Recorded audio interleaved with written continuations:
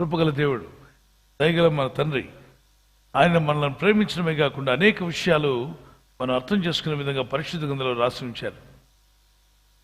నిన్న మనం కొన్ని విషయాలు నేర్చుకున్నాం, వాటిలో పార్ట్ 2 నేర్చుకుంటున్నాం. మనుషుల యొక్క అర్థం చేసుకోవడం కానీ, అండర్స్టాండింగ్ విధానం కానీ, ఆత్మీయ లోకం, ఈ భౌతిక లోకం అనే రెండు లోకాల మధ్యలో ఉన్నాం. మనం జీవిస్తుంది ఊరికే భౌతిక లోకమే కాదు, ఆత్మీయ లోకంలో కూడా జీవిస్తున్నాం. అంటే ఏంటి?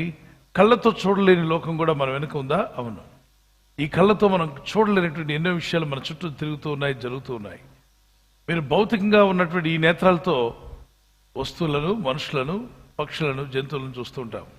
కానీ ఈ కళ్ళతో చూడలేనివి, ఈ నేత్రాలతో మీరు చూడలేనివి చాలా ఉన్నాయి ప్రపంచంలో. వాటిని చూస్తే మనుషులు భయపడిపోతారు. అందుకేనేమో దేవుడు ఆ నేత్రాలు ఇప్పుడు కాదు, తర్వాత ఇస్తాడు. మనకి ఉన్నాయి ఆత్మనేత్రాలు. అప్పుడప్పుడు దేవుడు తెరిచినప్పుడు, when God opens spiritual eyes, you can see demons. దురాత్మలు మీరు చూడగలరు, దేవదూతలను కూడా చూడగలరు. మన పక్కన ఎవరున్నారు? అలాగే మనిషి ముందుకు చూస్తారు కానీ వెనక చూడలేడు. కానీ స్పిరిచువల్ ఐస్ ఓపెన్ అయితే వెనకున్న వాడిని కూడా చూడగలరు. ఈ వెనక ముందు అన్నీ కూడా అన్ని డైమెన్షన్లో కనిపిస్తాయి. ఒకవేళ అంటే ఇది ఏదో మూడో నేత్రం, ఇక్కడ నేత్రం కాదు, అలాంటి నేత్రాలు ఏమి లేవు. కానీ దేవుడు మనిషికి స్పిరిచువల్ నేత్రాలు కూడా ఇచ్చాడు. ఈ ఆత్మీయ నేత్రాలు తెరవబడితే ఈ భూమి మీద ఉన్న అనేక విషయాలు మనకు అర్థం కానివన్నీ గుర్తించగలుగుతాం, తెలుసుకుంటాం. 1 Kings chapter 6 verse 16, 15 to 17 we'll read it. అక్కడ ఈ భౌతిక నేత్రం నుండి ఆత్మీయ నేత్రాలు చూడడానికి ఒక ప్రార్థన జరిగింది. ప్రార్థన వలన దేవుడు ఒక వ్యక్తి యొక్క ఆత్మనేత్రాలు తెరిచాడు. అంటే ప్రార్థనా జీవితం అలా ఉపయోగపడుతుందా? అవును. భౌతికంగా చూస్తూ భయపడుతున్న వ్యక్తికి ధైర్యాన్ని ఇచ్చింది. ఒక్కసారి ధైర్యం వచ్చింది. అప్పటి వరకు మరణ భయంతో, శత్రువుల భయంతో కృంగిపోయిన వ్యక్తి ఒక్క క్షణంలో దేవుడు ఆత్మనేత్రాలు తెరవగానే ఎక్కడ లేని ధైర్యం, నిబ్రమైన మనసు వెంటనే అలా పొందుకోగలిగాడు. అంటే ఆత్మనేత్రాలు తెరవబడితే అంత ధైర్యంగా ఉంటారా? అంత గొప్పగా మనం దేవుని విషయాలు తెలుసుకోగలుగుతామా? చదవండి 1 రాజులు, 2 Kings 2 రాజులు 6వ అధ్యాయం, రైట్, 15, 16, 17 వచ్చినారు. దైవజనుడైన అతని పనివాడు పెందల కడనే లేచి బయటకు వచ్చినప్పుడు గుర్రములను, రథములను గల సైన్యము ఆ పట్టణమును చుట్టుకొని ఉండేట్టు కనబడింది. పట్టణం చుట్టూ కూడా వాళ్ళు కనిపించారు, ఒక పెద్ద సైన్యం. అంతటా అతని పనివాడు, అయ్యో నా ఏలినవాడా, అయ్యో అన్నప్పుడే భయపడ్డాడు. అయ్యో నా ఏలినవాడా, మనం ఏమి చేయదుమని ఆ దైవజనుతో అనగా, అంటే ఎలీషాతో వెళ్ళి భయపడుతూ, Gehazi was so afraid. He was a disciple, he was undergoing a training under the profit. ఒక ప్రాఫిట్ గారి దగ్గర ట్రైనింగ్కి వచ్చాడు ఆయన. ఈ ట్రైనింగ్ లో ఉన్నటువంటి సేవకుడు భయపడిపోయాడు. అయ్యో నా ఏలినవాడా, దైవజనుడు, చూడండి దైవజనుడికి ఎంత గౌరవం ఇచ్చాడో. ఏలినవాడా, మరి మనం ఏం చేస్తాం, ఎక్కడ తప్పించుకొని వెళ్ళగలమని. 16వ వచనాన్ని మనం చూద్దాం. అతడు భయపడవద్దు, మన పక్షమున ఉన్నవారు వారికంటే అధికులై ఉన్నారని చెప్పి. భయపడవద్దు, భయపడుతున్నావు నువ్వు, పిరికివాడివి, నువ్వు ట్రైనింగ్కి వచ్చావు, ఇంకా నువ్వు ట్రైనింగ్ అవ్వాల్సింది చాలా ఉంది. నువ్వు ఈ ట్రైనింగ్లో మొదటి రోజే భయపడుతున్నావు, అంటే కొద్ది రోజులుగా నువ్వు ట్రైనింగ్లో ఉన్నావు, కానీ నీ ఆత్మనేత్రాలు తెరవబడలేదు నాయన. నీ భౌతిక నేత్రాలతో చూస్తున్నావు. నువ్వు తెలుసుకోవాల్సింది చాలా ఉందంటే, నాకు సేవ అంతా వచ్చంటావు, నాకు అన్నీ తెలిసాయి అంటావు. శత్రువులను చూడగానే భయపడి చెమటలు పట్టాయి నీకు. ఇంకా సాతాను చూస్తే సచ్చూరుకుంటావు. కాబట్టి నువ్వు సేవలో చాలా నేర్చుకోవాల్సినవి ఉన్నాయి, అర్థం చేసుకో అని. అతడు భయపడవద్దు, మన పక్షం ఉన్నవారు వారికంటే అధికులై ఉన్నారని చెప్పి. ఇప్పుడు ఇద్దరు వ్యక్తులు భౌతిక నేత్రాలతోనే ఉన్నారు, కానీ ఇతనికి ధైర్యం, అతనికి భయం. ఇతనికి ఒక విశ్వాసం ఉంది. అంతేకాకుండా ఇతను ఏదో చూస్తున్నాడు. ఎలీషాకి ఇంకేదో కనబడుతుంది. గెహాజీకి కనబడినది ఏదో ఎలీషాకి కనబడుతుంది. ఇంకో మాటలో చెప్పాలంటే ఈ శిష్యుడు కొత్త శిష్యుడు అయి ఉంటాడేమో. గెహాజీ కాకపోతే మరొక శిష్యుడు అయి ఉండొచ్చు. ఎందుకంటే 2 రాజులు 5వ అధ్యాయంలోని గెహాజీకి కుష్ఠరోగం రావడం, అతను నయమాన్ యొక్క ఆశల కొరకు పరిగెత్తడం జరిగింది. సరే, ఎవరు ఏమైనా ఒక శిష్యుడు అంటూ ఉన్నాడు. ఎవరి దగ్గర? ఎలీషా అనే ప్రవక్త దగ్గర. అయితే ఎలీషా అనే ప్రవక్త చాలా భయపడడానికి, ఆ శిష్యుడు అంతగా భయపడడం గల కారణం, ఒక వ్యక్తికి నేత్రాలు తెరవబడ్డాయి, ఒక వ్యక్తికి నేత్రాలు తెరవబడలేమని తెలుస్తున్నాం. ఇక్కడ ఆ విషయాన్ని మరొకసారి మీరు గమనించిన లేఖనం చదువుదాం. అతడు భయపడవద్దు, మన పక్షం ఉన్నవారు వారికంటే అధికులై ఉన్నారని చెప్పి. వాళ్ళ సైన్యం కన్నా మన పక్షంగా ఉన్న సైన్యం చాలా గొప్పది. ఎందుకు భయపడుతున్నావు? వారి పక్షంలో రథాలు ఉండొచ్చు, సైన్యం ఉండొచ్చు, కానీ మన పక్షం ఎవరున్నారో తెలుసా? దేవుడున్నాడు, దేవదూతలు ఉన్నారని. 17వ వచనం. యెహోవా నీకు వీడు అక్కడ చూచునట్లు చూడండి, ప్రార్థన చేశాడు. యెహోవా వీడు చూచున్నట్లు దయచేసి వీని కండ్లు తెరవమని ఎలీషా ప్రార్థన చేయగా ఏమని ప్రార్థించాడు? యెహోవా వీడు చూచున్నట్లు దయచేసి వీని కండ్లు తెరవమని ఎలీషా ప్రార్థన చేయగా యెహోవా ఆ పనివాని కండ్లను తెరిచెను. అంటే అప్పుడు దా కళ్ళు లేవా? ఆ పనివాడి కళ్ళు ఉన్నాయి. మరి దేవుడు కళ్ళు తెరవడం ఏంటి? కళ్ళు తెరవబడ్డాయి, దేవుడు తెరిచాడు కళ్ళు. అవేం కళ్ళు? అవి ఆత్మనేత్రాలు. అంతకుముందు ఉన్న నేత్రాలు అవి భౌతిక నేత్రాలు. ఇప్పుడు దేవుడు తెరిచిన నేత్రాలు ఏంటి? ఆత్మనేత్రాలు. ముందుగా అతను బయటికి వెళ్ళి చూసినప్పుడు సైన్యం కనబడింది, శత్రువులు కనబడ్డారు. అదంతా మామూలు నేత్రాలతో చూశాడు. మరి ఎలీషా దగ్గరికి వస్తే ఈయనకి వేరే నేత్రాలు ఉన్నాయి. అసలు భయపడాల్సిన అవసరం లేదు. పనివాడా, నువ్వు అసలు భయపడాల్సిన అవసరం, సేవకుడా నువ్వు సేవకు వచ్చావు, ట్రైనింగ్ వచ్చావు, నువ్వు ఎందుకు భయపడుతున్నావు అంటూ ప్రభువా వీని కళ్ళు వీని నేత్రాలు తెరవజేయమని ఆయన అని ప్రార్థన చేశాడు. ఎలీషా ప్రార్థన చేయగా యెహోవా వాని కండ్లు తెరిచెను. గనుక వాడు ఎలీషా చుట్టూను పర్వతము అగ్ని గుర్రముల చేత రథముల చేత నిండి ఉండుట చూచెను. అక్కడ ఏం కనబడ్డాయంటే ఎలీషా చుట్టూను పర్వతము అగ్ని గుర్రముల చేతను రథముల చేతను నిండి ఉండుట చూచెను. ఏ రథాలవి? అగ్ని రథాలు. ఏ గుర్రాలవి? అగ్ని గుర్రాలు. అంటే దేవుని పిల్లల చుట్టూ అవి ఉంటాయా? ఎలీషా చుట్టే చూశాడు కానీ పనుడి చుట్టూ ఏం కనబడలా. నేను అనుకుంటున్నాను ఈ పనివాడు ఇంకా ట్రైనింగ్ అవ్వాల్సింది చాలా ఉంది. దేవుని ప్రజలారా వినండి, ఇద్దరు వ్యక్తులు, ఇద్దరు శిష్యులే, ఇద్దరు సేవకులే. ఒకరికి నేత్రాలు అద్భుతంగా కనిపిస్తున్నాయి, ఆత్మ విషయాలన్నీ కనిపెట్టగలుగుతున్నాడు, ఆయన చూడగలుగుతున్నాడు. దేవదూతలను, దేవుని అగ్నిరథాలని, దేవుని యొక్క కాపుదలను చూడగలిగి ధైర్యంగా ఉన్నాడు, నిబ్బరంగా. ట్రైనింగ్కి వచ్చిన వ్యక్తి ఇంకా ఆత్మనేత్రాలు తెరవబడి స్థితిలోకి వెళ్ళినట్లేడు కనుక ఇతను చుట్టూ ఉన్న విషయాలను చూసి, పరిస్థితులను చూసి భయపడ్డాడు. ఈరోజు మీరు కూడా మీ పరిస్థితులు మిమ్మల్ని భయపెడుతున్నాయి, మీ స్థితిగతులు మీకు భయాన్ని తీసుకొస్తున్నాయి. మీ పరిస్థితి మీకు కనబడుతుంది, మీ రోగమో, మీ వ్యాధియో, మీ ఆర్థిక ఇబ్బందులో, మీ చుట్టూ ఉన్న పరిస్థితుల్లో మీకు జీతం లేకపోవడమో, అనుకున్నటువంటి వ్యాపారం స్టార్ట్ చేయలేకపోవడమో, మీ బిడ్డలు సరిగ్గా చదివించుకోలేకపోవడమో, మీరు అనుకున్నటువంటి కొన్ని కార్యాలు మీరు సాధించలేక ఆ పరిస్థితులను చూసినప్పుడు మీకు భయము, విచారము, దుఃఖం కలగవచ్చు. కానీ గుర్తుపెట్టుకోండి, మీ పరిస్థితులను మించి మీరు చూడగలరు ఆత్మనేత్రాలు తెరవబడితే. అది ఎలా జరిగిందంటే ప్రార్థన ద్వారా. ఒక వ్యక్తి ప్రార్థన మరొక వ్యక్తి కళ్ళు తెరవబడేలా చేశాయి.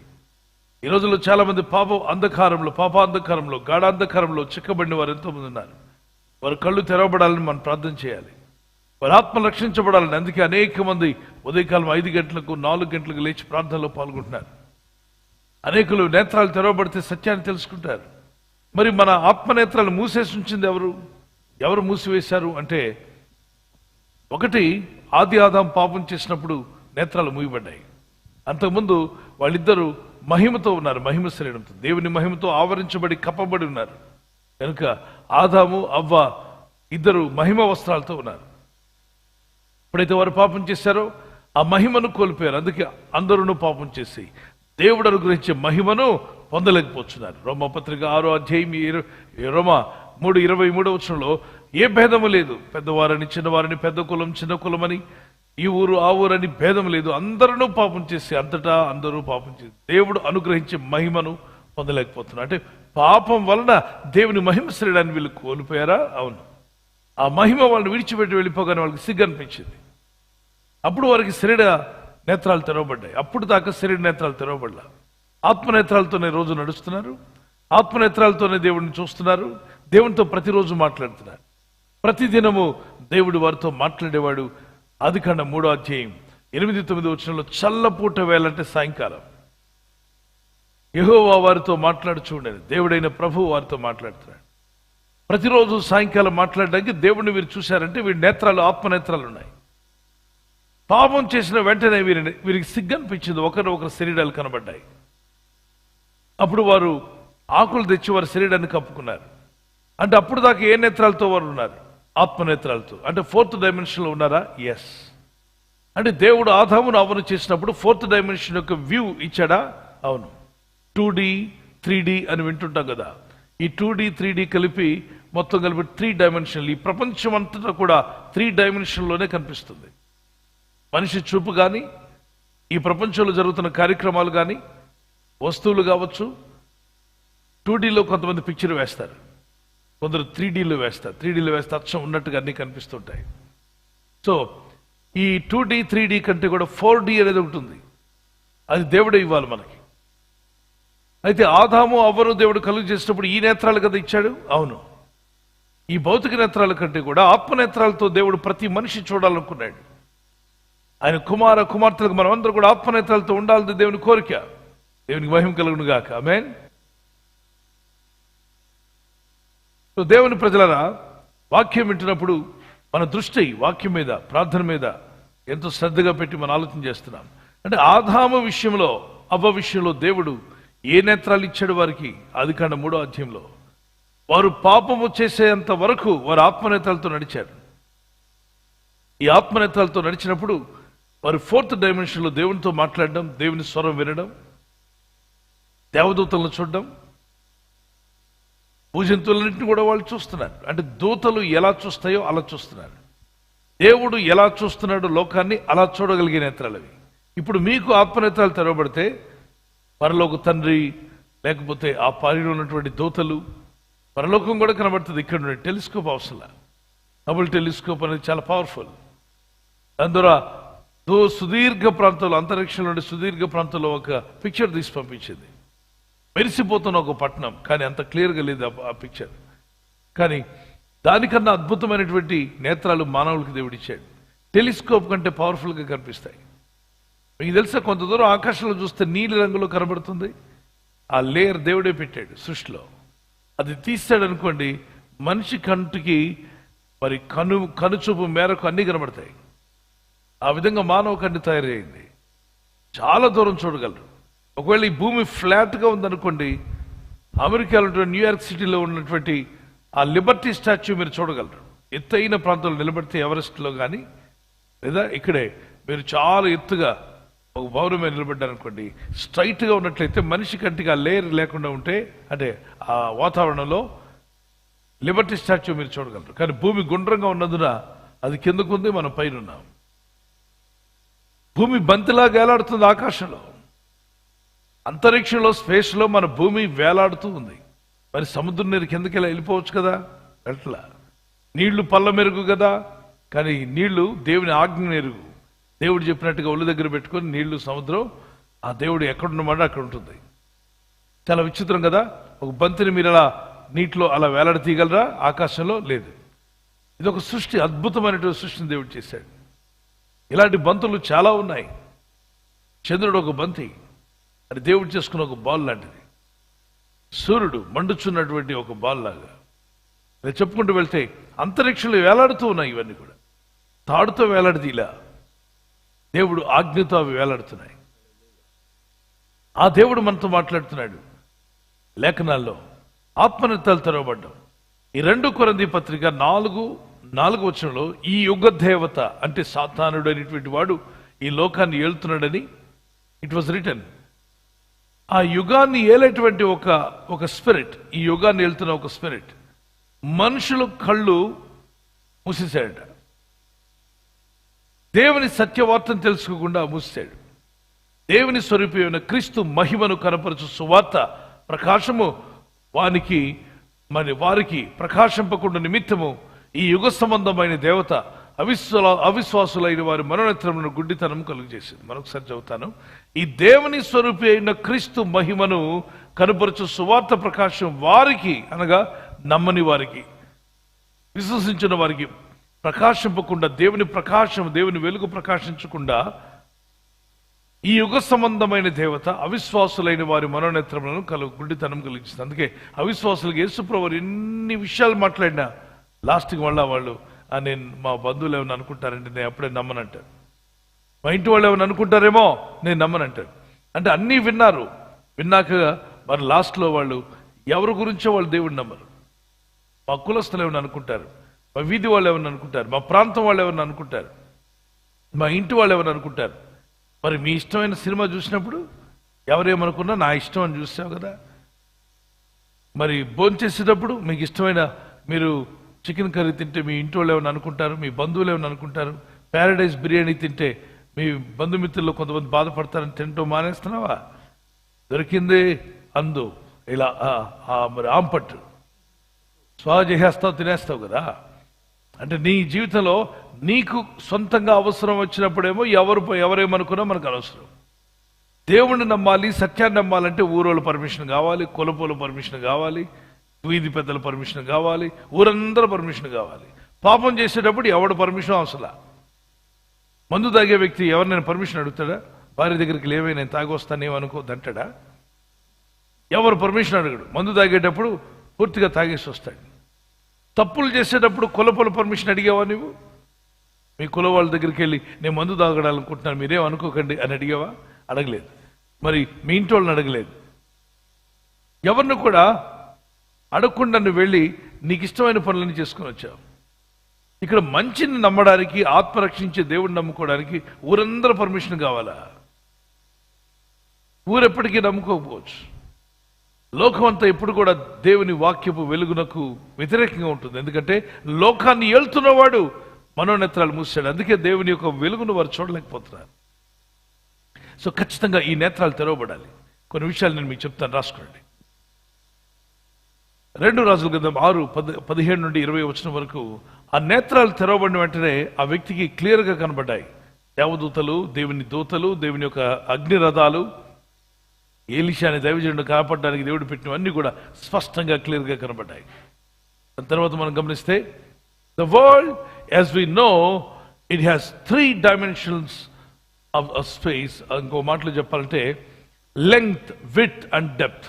Length, width and depth and 1 dimension of time.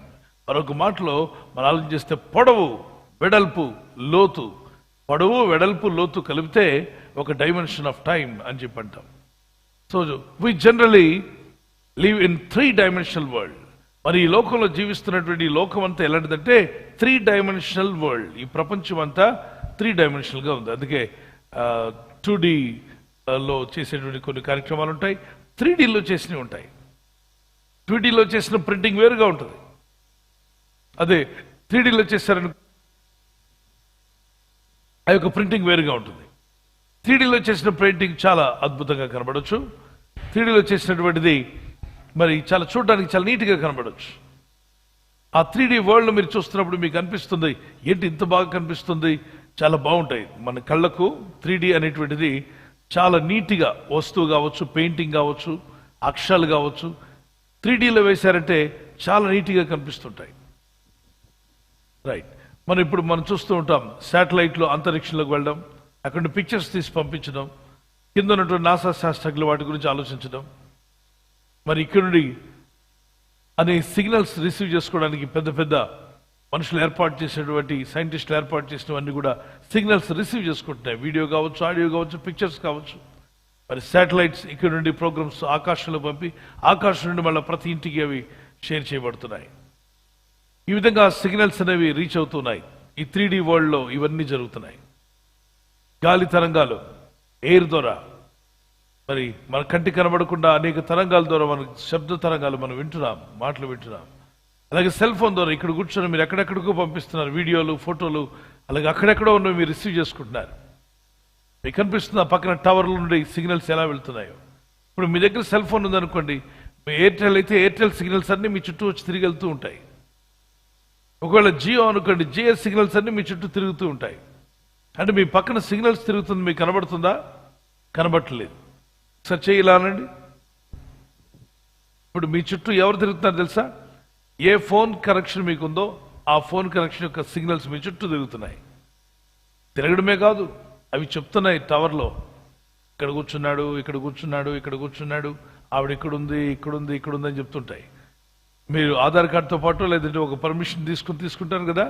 ఒకవేళ పోలీసులు మిమ్మల్ని ట్రాక్ చేయాలనుకోండి, ఈ వ్యక్తి ఎక్కడున్నాడు అని టైప్ చేసి వాళ్ళు అడిగారు అనుకోండి, ఆ సెల్ ఫోన్ టవర్ వాళ్ళు చెప్పేస్తారు, ఫలానా ఏరియాలో సంచరిస్తున్నాడు, పలానా టవర్కు దగ్గరలో ఉన్నాడు, ఎందుకంటే ఈ సిగ్నల్స్ నిన్ను వెతుకుతున్నాయి. ఇప్పుడు బయలుదేరాడు, ఇప్పుడు ఆ టవర్ నుండి ఈ టవర్ మధ్యలోకి వచ్చాడు, దానికి దీనికి మధ్యలో నడుస్తున్నాడు. ఆ రోడ్లో వెళ్తే మీరు ఈజీగా పట్టుకోగలరు. అక్కడే ఉన్నాడు, నక్కి ఉన్నాడు, అక్కడెక్కడ కూర్చున్నాడు. ఇక్కడ సిగ్నల్స్ చెప్పేస్తున్నాయి. ఈ సిగ్నల్స్ మిమ్మల్ని వెంటాడుతున్నాయి. కొంతమంది ఫోన్లు పడేసి పారిపోతుంటారు. ఆ ఫోన్ ఎక్కడ పడిందో అక్కడ వరకు అతను అక్కడ వచ్చాడని కూడా చెప్పేస్తుంది. సో దేవుని బిడ్డలారా గమనించండి, మన చుట్టూ సిగ్నల్స్, మానవులు చేసుకున్న మొబైల్ ఫోన్కే సిగ్నల్స్ వచ్చి మన చుట్టూ తిరిగి మనం ఎక్కడున్నామో చెప్పగలిగితే, దేవుని చేత సృజించబడిన ఈ మానవ దేహానికి మనం ఎక్కడున్నామో దేవునికి తెలీదా? మనము ఈ భూమి మీద ఉన్నామని, ఎక్కడున్నాము, ఏ ఊర్లో ఉన్నావు, ఏ కష్టంలో ఉన్నావు, ఏ బాధలో ఉన్నావో నిన్ను చేసిన దేవునికి తెలుసు అన్నవారు దేవునికి స్తోత్రం చెల్లిద్దాం. Praise the lord. Hallelujah, hallelujah. మానవులైన మనం చేసుకున్న సెల్ ఫోనే మన చుట్టూ ఆ సిగ్నల్స్ తిరుగుతూ మనం ఎక్కడ, మన అడ్రస్, మనం ఏ పరిస్థితిలో ఉన్నాం, ఎక్కడున్నాం అని చెప్పగలిగితే, ఖచ్చితంగా మానవుల్లో మనస్సాక్షిని పెట్టి వేలుముద్ర అనేది ఒక స్పెషల్గా ఏర్పాటు చేసి, నీ కంట్లో ఐరిస్ ఏర్పాటు చేసి, నీలాంటి బాడీ ఈ భూమి మీద ఎవరు లేకుండేలాగా నిన్ను కలుగు చేసి ఈ భూమి మీదకు పంపించిన దేవునికి నీ గురించి సమస్తము తెలుసు. అందుకే ఆయన దృష్టి నుండి మనం ఎక్కడికి పారిపోలేము. ఒకటే చేయగలం, surrender to him. Surrender and say, lord forgive me, change me, I want to follow you God. నిన్ను వెంబడిస్తాను ప్రభు అని చెప్పి దేవుని వెంబడించినట్టే. మరి ఈ సెల్ ఫోన్స్ కావచ్చు, ఇవన్నీ కూడా 3Dలో పనిచేస్తూ ఉన్నాయి. 4G వేరు, 5G వేరు, అది నెట్వర్క్. మరి ఇక్కడ మనం చూస్తుంది 2D 3Dలో పిక్చర్స్ మనం చూస్తూ ఉంటాం. So what happens in 4th dimensional, 4వ డైమెన్షన్లో ఏం జరుగుతుంది, 4వ కోణంలో ఏం జరుగుతుంది? The supernatural miracles happens in 4th dimensional. అంటే మానవాతీతమైన ఈ థర్డ్, ఇంకో మాటలో చెప్పాలంటే ఈ 3D వరల్డ్ లో కూర్చున్నటువంటి మానవులకు అర్థం కాని విషయాలన్నీ 4th డైమెన్షన్ లో జరుగుతాయి. The 4th dimension is which is out of, మనం చూస్తున్నాం, the 3rd dimensional. The 4th dimension is which is out of 3rd dimension. You cannot compare with the 3rd dimension. Something is different. Jesus performed 4th dimension miracles in 3rd dimension world. Living in 3rd dimension world, and he performed miracles in 4th dimension world. మూడవ కోణపు ప్రపంచములో జీవించిన తరుణములో యేసుక్రీస్తు ప్రభుల వారు 4వ కోణపు అనుభవాలను అద్భుతముల రీతిగా ఆయన చేసి ఉన్నాడు. Living in a 3rd dimension world and doing things of the 4th dimension world. మూడవ కోణపు ప్రపంచములో జీవిస్తూ ఉన్నప్పటికీ 4వ కోణపు అనుభవాలను యేసుక్రీస్తు ప్రభుల వారి లోకములో ఆయన చేసి ఉన్నాడు. That is why they are called miracles, because science can't understand it. అందుకే వాటిని అద్భుతాలని చెప్తున్నారు. కారణము సైన్స్ వాటిని అర్థం చేసుకోలేకున్నది కనుక. Because it has a power, supernatural power to do all these things. ఇవన్నీ చేయడానికి మానవాతీతమైన ఒక శక్తి ఇక్కడ కనబడుతూ ఉన్నది. And the 4th dimensional life is a new way of living. ఈ 4వ కోణపు జీవితం అనేది ఒక నూతనమైన జీవిత విధానాన్ని మనకు చూపిస్తూ ఉన్నది. You will live different, you will talk different, your life will be different. నీ జీవన శైలి, నీ మాట విధానము అన్నిటిలో గొప్ప మార్పు కనబడుతూ ఉన్నది. The truth of the 4th dimension considers the glory of God. 4వ కోణములో దాగి ఉన్న సత్యం అనేటువంటిది ఇది దేవుని మహిమగా ఉండి ఉన్నది. The 4th dimension always considers the God's glory, brings glory to God. ఎల్లప్పుడూ కూడా దేవునిని మహిమపరిచేది దేవునికి మహిమాన్విత సంబంధితముగా కనబడుతూ ఉన్నది. 4th dimension spiritually means using creative power of heaven to solve the problems in the 3rd dimensional world. 3వ కోణములో ఈ ప్రపంచంలో జీవిస్తున్న వారు సకల సమస్యలను కూడా వారు సాల్వ్ చేసుకోవడానికి ఈ 4వ కోణపు అనుభవాలను ఇక్కడ ఉపయోగంగా తీసుకుంటూ ఉన్నారు. 4th dimensional spirituality means becoming an instrument in God's hand. 4వ కోణపు ఆధ్యాత్మిక స్థితి అని చెప్పినప్పుడు దేవుని హస్తములలో ఒక పనిముట్టుగా వాడబడే అనుభవం అయినది. You will be like an instrument in the hand of God when you start walking in 4th dimension. ఎప్పుడైతే 4వ కోణములో దేవునితో నడవ ప్రారంభిస్తారో దేవుని చేతుల్లో ఒక పనిముట్టుగా వాడబడుతూ ఉన్నారు. When 4th dimensional things start happening, people, unbelievers also will believe in God. ఎప్పుడైతే 4వ కోణపు పనులు మనలో కార్యాన్వితమగుచున్నవో నమ్మని వారు కూడా నమ్ముచూ ఉన్నారు. We need this revival in these last days. ఈ కడవరి దినాల్లో మనకి ఇటువంటి ఉజ్జీవము కావలసి ఉన్నది. We have seen so many people questioning, where is God's power, where is your Jesus power? అనేక మంది అడుగుతున్నారు, ఎక్కడ మీ దేవుని శక్తి, మీ యేసు శక్తి అని. If the Lord started doing all these things, ఒకవేళ దేవుడు వీటన్నిటిని చేయ ప్రారంభించినట్లయితే, if he thinks to do, he can do it. మనము ఈ కార్యాలు If he thinks, he can do it. ఆయన ఆలోచిస్తే ఆయన వాటిని చేయగలుగుతాడు. Nothing is too hard for the Lord. దేవునికి అసాధ్యమైనది ఏదీను లేదు. But the church in the world must ask God, God, we need these fourth dimensional things happening in our world. We want to see the God's power, and Lord, we want to see, discover the power of God in our people. అయితే ఈ లోకంలో ఉన్నటువంటి దేవుని సంఘమైనటువంటిది ఎల్లప్పుడూ దేవుని వేడుకొనుచు ఉండాలి. ప్రభువా, ఈ లోకములో ఈ 4వ కోణపు అనుభవాలను క్రియలను మీరు చేయమని దేవుణ్ణి మనము ప్రార్థించాలి. We all need to pray for this. మనందరం వీటి కొరకు ప్రార్థించవలసిన వారమై ఉన్నాం. You know, the whole world will shock, the whole world will think about God's power once again. మరొకసారి సకల ప్రపంచము కూడా ఈ దేవుని యొక్క శక్తిని బట్టి చకితులు కావాలి. In the last days, God promised that I will pour out my latter rain on the last days. అంత్య దినములలో సకల ప్రాణుల మీద నా కడవరి వర్షాన్ని కృమ్మరిస్తారని దేవుని వాగ్దానం ఉన్నది. The latter rain must come once again. మరొకసారి కడవరి వాన రానయ్యున్నది. We see this latter rain in James chapter 5 verse 1 to 8. యాకోబు పత్రిక 5వ అధ్యాయం 1 నుంచి 8 వాక్యాలు మనం చూస్తున్నాం. Joel chapter 2:27.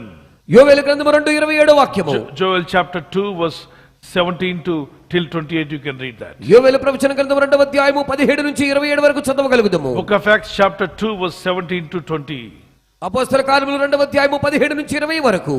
And when you see all these things happening, we must believe that God and he is outpouring his spirit upon his people. వీటన్నిటిని కూడా మనం చూడనారంభించినప్పుడు అర్థం చేసుకోగలుగుతాము. దేవుడు తన ఆత్మను తన ప్రజలపై కుమ్మరిస్తూ ఉన్నాడని. People of God, the angel coming from heaven and releasing Peter from prison, that is the fourth dimensional wonderful miracle. దైవ జనాంగమా, దేవుని దూత పరమ నుండి దిగి వచ్చి చెరసాలలో ఉన్నటువంటి పేతురును విడిపించుట 4వ కోణపు సంబంధితమైనది. Because Peter is inside the prison, nobody can release him because so many gates and he is guarded by so many soldiers. కారణము ఈ పేతురు చెరసాలలో బంధింపబడి ఉన్నారు. అనేక మంది సైనికుల మధ్యలోను అనేకమైనటువంటి ద్వారముల మధ్యలోను కట్టుదిట్టమైన భద్రత మధ్యలో ఇతను కనబడుచు ఉన్నాడు. How come angel enter into the prison? ఇటువంటి స్థితిలో ఏ రీతిగా దూత చెరసాలలో ప్రవేశించగలదు? And angel said, Peter, get up. పేతురు అంటే దూత అంటే పేతురు లెమ్ము. And wear your sandals and put your dress on your body. నీ పాదరక్షలు ధరించుకొనుము, నీ వస్త్రము ధరించుకొనుము అంటుంది. Then come out. బయటికి రా. Immediately the lock is opened. వెంటనే తాళము తెరవబడింది. Door is opened. ద్వారాలు తెరవబడినవి. The iron doors are opened. ఇనుప గడియలు, ఇనుప ద్వారాలు తెరవబడినవి. The soldiers went into deep sleep. అక్కడ సైనికులు గాఢ నిద్రలో జారుకున్నారు. Everything was different. అన్ని కూడా వ్యత్యాసమైపోయినవి. Soldiers got a deep sleep and nobody could see what's happening. సైనికులు గాఢ నిద్రకు వెళ్ళిన కారణాన్ని బట్టి ఏమి జరుగుతుందో చూడలేకపోయినారు. The angel taking Peter out of the each gate and the gates are automatically opened and they came out. ప్రతి ఒక్క గేటులో నుండి కూడా ఆ యొక్క దూత పేతురును బయటకు తీసుకొని వచ్చిన కారణాన్ని అతను బయటకు రాగలిగాడు. So this is the power of God, God's power working among the God's people. ఇదే రీతిగా దేవుని యొక్క ప్రజల మధ్యలో దేవుని శక్తి క్రియాశీలముగా కనబడుతూ ఉన్నది. Now my question is, why did God send angel released Peter? ఇక్కడ నా ప్రశ్న ఏమిటంటే, దేవుడు ఎందు నిమిత్తమై పేతురును విడిపించడానికి దేవుని దూతను పంపి ఉన్నాడు. There is an answer when you read chapter 12 book of Acts. అపోస్తల కార్యములు 12వ అధ్యాయంలో చదివినట్లయితే జవాబు దొరుకుతుంది. And book of Acts chapter 12 verse 5 to 10, when you read, the church was praying earnestly for Peter, God, please send your angel and deliver or set free from prison. Our pastor Peter is inside the prison. ఇక్కడ దీనికి జవాబు అపోస్తల కార్యములు 12వ అధ్యాయం 5వ వాక్యములో సంఘమైతే అతని కొరకు అత్యాశక్తితో ప్రార్థన చేస్తుంది. ఏమనంటే, దేవా నీ దేవదూతను పంపి మా పాస్టర్ పేతురు గారిని చెరసాలలో నుండి మీరు విడిపించమని. But prayer was made, read it in English, the prayer was made without ceasing of the church unto God for him. ఆంగ్లంలో మనం చూస్తున్నట్లయితే సంఘం అయితే తన కొరకు అత్యాశక్తితో ప్రార్థన చేస్తూ ఉన్నది దేవునికి. Praying without ceasing, earnest prayer. Church is praying for men of God. దేవుని సేవకుల నిమిత్తమై సంఘము విసుకక అత్యాశక్తితో ప్రార్థిస్తూ ఉన్నది. Then they could see the fourth dimensional wonderful miracle happening among the God's people. అప్పుడే దేవుని ప్రజల మధ్యలో 4వ కోణపు అద్భుతమైన దేవుని మహత్కార్యమును వారు చూడగలిగి ఉన్నారు. So if we want to see God's wonders in fourth dimensional things, church, wake up and pray. ఈ ప్రకారముగా 4వ కోణపు అనుభవాలను మీరు చూడగోరినట్లయితే, ఓ సంఘమా మేల్కొనుము, ప్రార్థించుము. God's people must have a spirit of prayer. దేవుని ప్రజలు ప్రార్థన ఆత్మను కలిగి ఉండాలి. I don't know how come people are addicted, even God's people also addicted to mobile phones. ఈ రోజు చూడండి, లోకములో అనేక మంది వ్యసనాలకు బానిసలవుతున్నారు. దేవుని బిడ్డలు కూడా అనేకులు మొబైల్ ఫోన్ కు బానిసలైపోతున్నారు. You can use any instrument for God's purpose, no problem, because the wisdom is come from God. మీరు ఏ పనిముట్టును వాడినా దేవుని మహిమాత్మమే వాడండి. కారణం ఇవన్నీ కూడా దేవుని నుండే మనకు ఇవ్వబడి ఉన్నవి. But don't be slave to the world. Don't be slave to the world. Don't be slave to the mobile phone, always looking at the phone and something is there. Nothing. You just use it. It must be in your hands. You are not must be in the hands of cell phone. ఇది తప్పైన రీతిలో మీరు వాడుకోవద్దు. మీరు వాడుకోవడం మంచిదే, మీ చేతిలో cell phone ఉండడం మంచిదే, కానీ మీరు సెల్ ఫోన్ చేతుల్లోకి వెళ్ళిపోవద్దు. If you go into the cell phone's hands, mobile phone hands, if the mobile phone is leading you, then your life not even first dimension. మీరు ఒకవేళ సెల్ ఫోన్ చేతుల్లోకి వెళ్ళిపోతే cell phone మిమ్మల్ని నడిపిస్తుంది, కనీసం మొదటి కోణములో కూడా మీరు కనబడరు. Some people are addicted to drugs. కొంతమంది డ్రగ్స్ కు బానిసలవుతున్నారు. Some are addicted to alcohol. కొంతమంది మత్తు పదార్థాలకు. Some are addicted to all movies in the world. కొంతమందికి సినిమాలకు పిచ్చి పెడుతున్నారు. Some people are addicted to worldly things. కొంతమంది లోక సంబంధమైన కార్యాలకు బానిసలవుతున్నారు. Filthy things of the world. అపవిత్రమైన కార్యాలు లోకములో ఉన్నవి. Which is not good for their health. ఇది మన ఆరోగ్యానికి మంచిది కాదు. Which is not good for their family, which is not good for the society, but still people being addicted to evil. కుటుంబానికి సమాజానికి ఇది మంచిది కాదు, కానీ ప్రజలైతే ఈ దుష్టత్వానికే బానిసలైపోతున్నారు. Why? Because they fail to see what's happening in the fourth dimension. కారణం ఏంటంటే నాలుగవ కోణములో ఏమి జరుగుతుందో వారు చూడలేని దురవస్థలో కనబడుతూ ఉన్నారు. If we enter into the fourth dimension by the grace of God, we will live different, and that's what we need to see in the Christian life. We must once in life we must have this fourth dimensional things in our life. దేవుని యొక్క కృపను బట్టి మనం ఈ నాలుగవ కోణంలో జీవించడానికి దేవుడు సహాయం చేస్తున్నాడు. కారణం ఎవరైతే ఈ క్రైస్తవ అనుభవానికి వస్తున్నారో తప్పనిసరిగా ఒక్కసారి ఈ నాలుగవ కోణపు అనుభవాలను వారు చవి చూడగలుగుదురు. అంటే దాని అర్థం పిల్లరా, మనం ఏదో ఒక రోజున ఈ ఫోర్త్ డైమెన్షనల్ వ్యూలోకి వెళ్ళాలా? ఎస్ అని చెప్తుంది. ఎందుకంటే అపోస్తలుడైన పౌలు ఫోర్త్ డైమెన్షన్లోకి వెళ్ళాడు. ఎలాగూ అంటే ఆయన పై ఆకాశాల మీదకి వెళ్ళాడు. ఎలా వెళ్ళాడు? భూమి మీద ఎక్కడుండి అక్కడికి వెళ్ళడానికి ప్రయాణాలకు వెహికల్స్ కావాలి. ఆయన ఈ భూమిని విడిచిపెట్టి స్పేస్లోకి వెళ్ళారు. నాసా శాస్త్రజ్ఞులు, రష్యా వాళ్ళు, మనోళ్ళు కనిపెట్టిన నాసా లేదంటే ఈ యొక్క స్పేస్ వాక్ కాదండి. బైబిల్లో ఉన్న వాళ్ళు మొట్టమొదటిగా స్పేస్లోకి వెళ్ళొచ్చారు. చప్పట్లు కూడా దేవునికి స్తోత్రాలు చెల్లిద్దాం. పరిశుద్ధ గ్రంథంలో అందులో మొదటి వ్యక్తి పేరేంటి తెలుసా? చాలా మంది ఉన్నారు. అందులో స్పేస్లోకి వెళ్ళిపోయాడు ఒక ఆయన, హానోక్ అని ఆయన. అతను ఆ ఫోర్త్ డైమెన్షన్లోనే దేవుడు అతను తీసుకువెళ్ళాడు. మీరు ఆలోచన చేస్తే హానోక్ దేవునితో నడిచాడు. దేవునితో నడిచిన వాడు ఎత్తబడ్డాడు. ఈరోజు కూడా ఫోర్త్ డైమెన్షన్ యొక్క విషయాలు మనకు బయలుపరచబడాలంటే మనం దేవునితో నడవాలి. ఏదో హాఫ్ హార్టెడ్గా, క్వార్టర్ హార్టెడ్గా, పావంతు, అరవంతు, అలాగే ముప్పావంతు కాదు, పూర్తిగా అర్ధచంద్రాకారుడు రూపంలో కొంతమంది దేవునితో నడుస్తారు. అలా కాకుండా దేవుణ్ణి వెంబడించేటప్పుడు పూర్ణ హృదయంతో, పూర్ణ ఆత్మతో, పూర్ణ బలంతో ఆయన వెంబడించాలట. If you search me with all your heart, with all your mind, then you will shall find me అన్నాడు. దేవుణ్ణి మనం వెతికేటప్పుడు పూర్ణ మనసుతో, పూర్ణ హృదయంతో వెతకాలట. 1000 అర్పణలు అర్పించాడు ఎవరు? సొలొమోను. ఇంటికి వెళ్లకుండా ఆ బలిపీఠం దగ్గరే ఉండి 1000 అర్పణలు అర్పించడానికి ఎన్ని రోజులు పట్టిందో మీరు ఆలోచించి. 1000 అంటే సాధారణం కాదు. ఎంతో ఖర్చు, ఎంతో టైం, ఎన్నో గంటలు, ఎన్నో రోజులు కూడా అయి ఉండొచ్చు. ఆ అర్పణలన్నీ అర్పించిన తర్వాత అప్పుడు మోకరిల్లి, తండ్రి నాకు జ్ఞానం కావాలి దయచేయవా అన్నప్పుడు దేవుడు అంటున్నాడు, నీ ప్రార్థన నాకు నచ్చింది, నీ ప్రార్థన నాకు నచ్చింది అన్నాడు. మన ప్రార్థన దేవునికి నచ్చాలి. నాకు ప్రియమైన నీ ప్రార్థన నేను విన్నాను. నువ్వు జ్ఞానం అడిగావు, నీ శత్రువులు ప్రాణం తీయమని అడగలేదు. ఒక కోడలు అడిగిందట, ప్రభువా మా అత్తను ఎప్పుడు తీసుకుంటావు చెప్పవా అని. అవతల గదిలో ఉండి అత్త అడిగిందట, ప్రభు ఈ కోడలను తీసేస్తే ఇంకో కోడలను తెచ్చుకుంటాను ఇంటికని. ఇద్దరు ఎవరు ప్రార్థనకు దేవుడు జవాబు ఇవ్వాలి చెప్పండి? భర్త భార్య ఇద్దరు గొడవపడి అవతల వైపు వెళ్ళి భర్త ప్రార్థన చేస్తున్నాడు, యువతల వైపు భార్య ప్రార్థన చేస్తుంది. అలా కాదు, అందరూ కలిసి ప్రార్థన చేయాలి. జీవితాలు మారాలి. ఎప్పుడు ఆ థర్డ్ డైమెన్షన్లో కూర్చొని ఏడవకండి. మనం ఫోర్త్ డైమెన్షన్కి సంబంధించిన వాళ్ళం. మన దేవుడు యేసు ప్రభువు ఈ లోకంలో ఉన్నప్పుడు అటువంటి కార్యాలు చేశాడు. ఆయన శిష్యులు కూడా ఆ విధంగా అద్భుతమైన విషయాలు చూశారు. ఒకసారి మీరు ఆలోచన చేయండి. పౌలు గారు ఆయన బాడీ ఇక్కడే ఉంది, మూడో ఆకాశంలోకి వెళ్ళాడట, స్పేస్లోకి. ఎలా వెళ్ళాడు? అది 4th డైమెన్షన్.